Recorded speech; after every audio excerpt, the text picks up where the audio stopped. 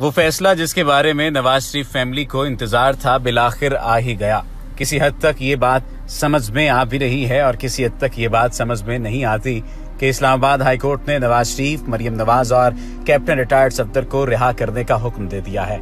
किस बिना पर यह हुक्म दिया गया, इस पर बात करने के लिए आज की ये तमाम तर वीडियो, जितने भी वीडियो है, ये आप सुनिएगा, जिससे आपको अंदाजा हो सकेगा कि कौन कौन सी ऐसी चीजें हैं जिस पर जस्टिस अतहर मिनल्ला और जस्टिस मियां गुल हसन औरंगजेब पर मुश्तमिल 2 रुकनी बेंच ने सजा मुअत्तली की दरखास्तों पर समाअत के बाद इस बात का ऐलान किया कि सजा को मुअत्तल कर दिया जाए।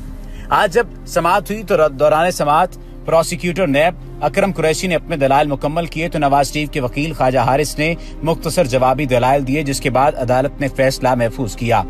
3 बजते ही जस्टिस अतहर मिनल्ला ने फैसला सुनाते हुए नवाज शरीफ, मरियम नवाज और कैप्टन रिटायर्ड सफदर को एहतसाब अदालत की जानिब से सुनाई जाने वाली सजाएं मुअत्तल कर दी और उन्हें रिहा करने का भी हुक्म जारी किया। अदालत ने फैसले में करार दिया कि एहतसाब अदालत का फैसला और सजाएं मुअत्तल की जाती हैं, जिसकी वजूहात बाद में तफसीली फैसले में दी जाएंगी। अदालत की जानिब से नवाज शरीफ, मरियम नवाज और कैप्टन रिटायर्ड सफदर की अपीलों के फैसले तक सजाएं मुअत्तल की गईं, जबकि अदालत ने तीनों शख्सियात को 5-5 लाख रुपए के जमानती मचलके जमा कराने का भी हुक्म दिया।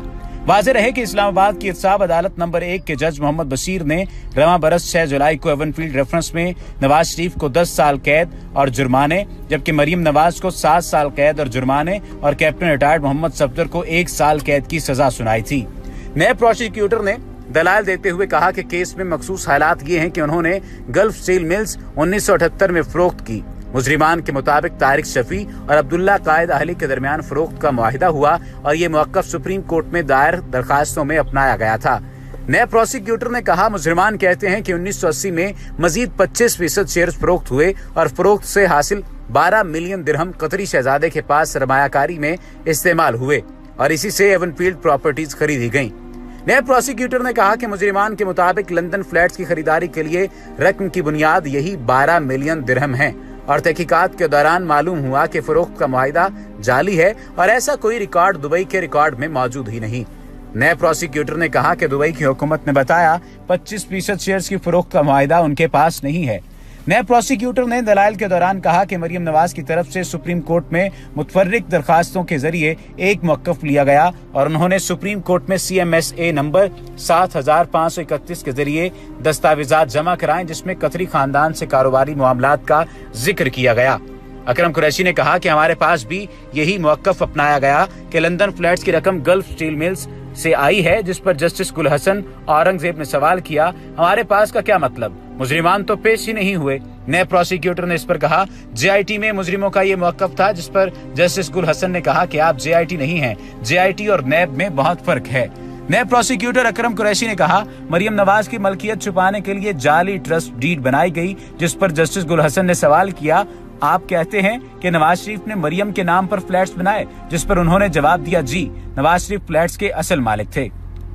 जिस पर जस्टिस अतहर मिनल्ला ने नए प्रोसिक्यूटर को कहा, तो फिर नवाज शरीफ की मलकियत का कोई सबूत दें, हम कैसे फर्ज करें, आपकी इतनी बड़ी तफ्तीश के बाद नवाज शरीफ का फ्लैट से कोई ताल्लुक नहीं बन पा रहा, नवाज शरीफ तो कहीं भी नजर नहीं आ रहा।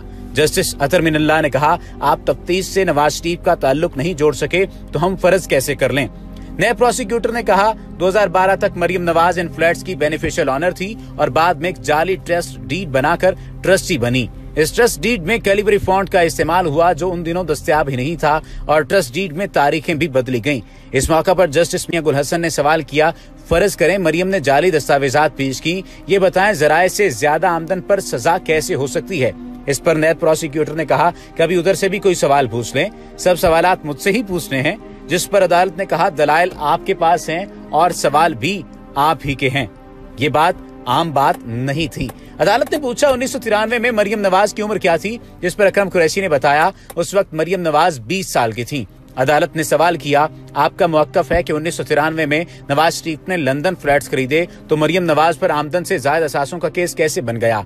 आपका केस है कि मालिक मरियम नवाज नहीं बल्कि नवाज शरीफ हैं। जिस पर नए प्रोसिक्यूटर ने जवाब दिया, जी मैं यही कह रहा हूँ, मालिक मरियम नवाज नहीं बल्कि नवाज शरीफ हैं। ये मैं नहीं कहता, ये कानून कहता है कि आप फर्ज करें।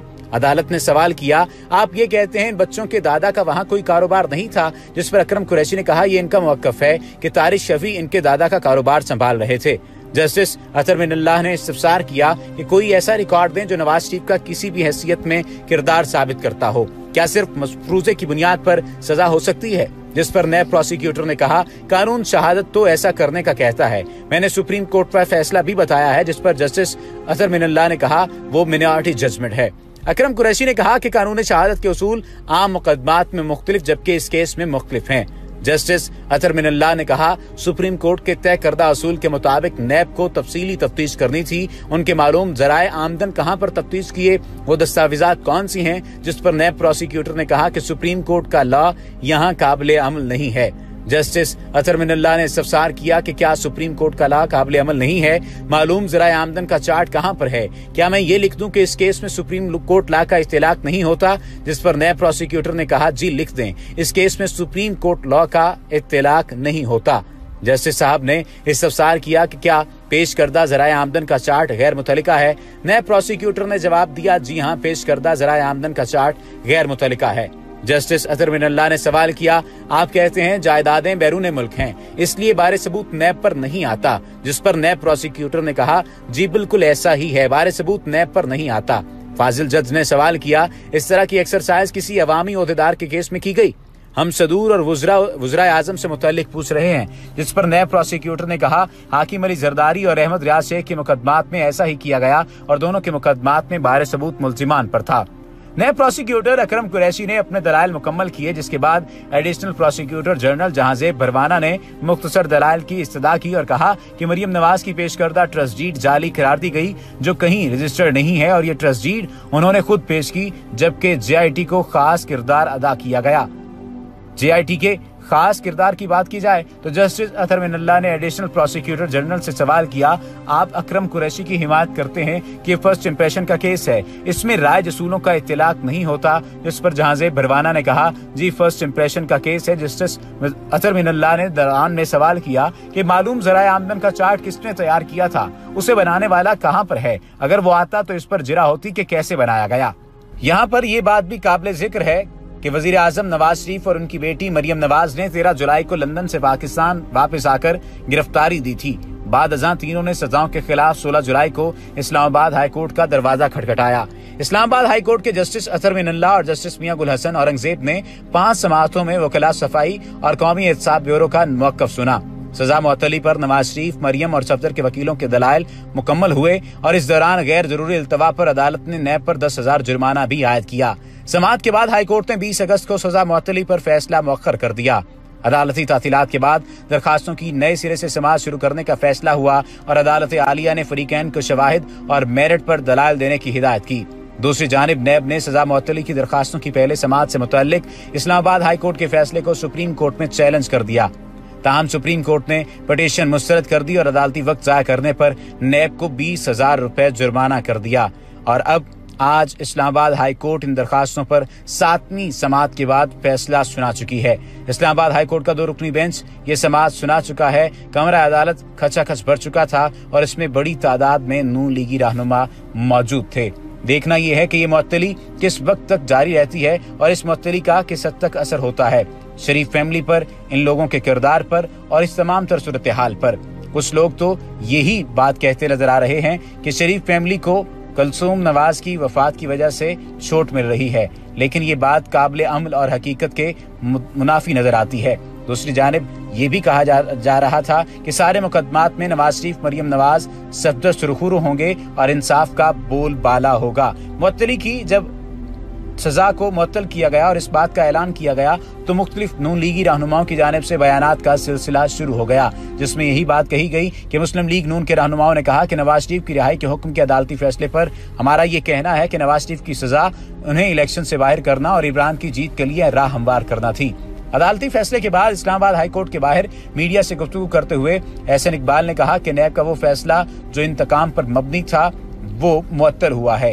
ये ट्रायल उस लिहाज से बेहद अहम है। इस ट्रायल में अगर पाकिस्तान में अंधा शख्स था उसे भी नजर आ गया है कि इन मुकदमात में आइन है और ना ही कानून। इसमें सिर्फ इंतकाम और प्री पोल धांधली थी, जिसका मकसद नवाज शरीफ को इंतखाबी मैदान से बाहर निकाल कर इमरान खान की जाली कामयाबी के लिए राहें हमवार करना है।